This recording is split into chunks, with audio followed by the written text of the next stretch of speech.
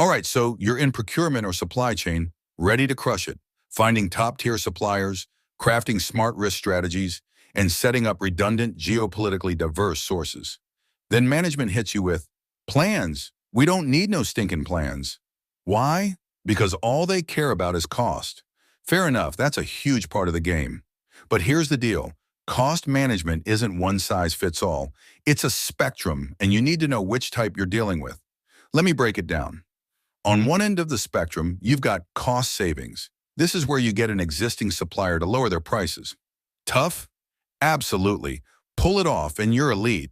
You might lock in savings by offering a longer contract, exclusive deal, or guaranteed spend, all Chris Voss techniques. Maybe you notice their input costs dropped, materials, currency shifts, etc.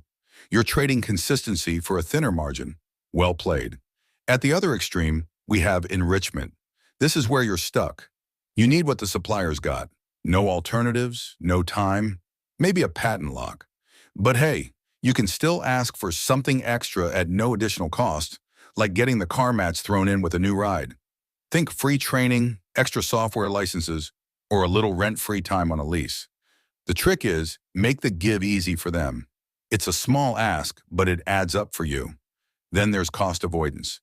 You avoid overpaying. It's like walking into a car dealership and saying, I'll pay $45,000, not $60,000. And they agree. You just saved $15,000. Boom. Cost avoidance happens when the supplier thinks you might walk away or has competition.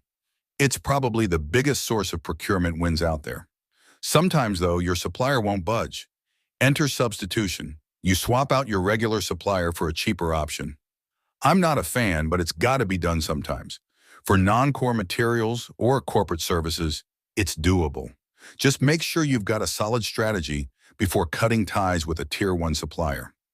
Finally, we have rationalization. We've all seen the guy stockpiling green pens like the office is going to run out of ink any day now. It's harmless with pens, but in other areas, it's real money. Maybe your engineers are demanding top-tier brands for standard jobs, or adding redundant features just to avoid blame later. It happens all the time, especially in public procurement.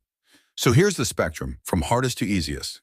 Cost savings, cost avoidance, substitution, rationalization, and enrichment. The key takeaway: cost management is our job, but it's not just about slashing prices. You need to know what's achievable based on the situation. Trying to push for cost avoidance when you should be aiming for enrichment. That's rookie stuff, and it'll rub the supplier the wrong way. Same goes for making an empty threat about substitution. Know your bargaining power, ask the right questions, and the right strategy becomes clear.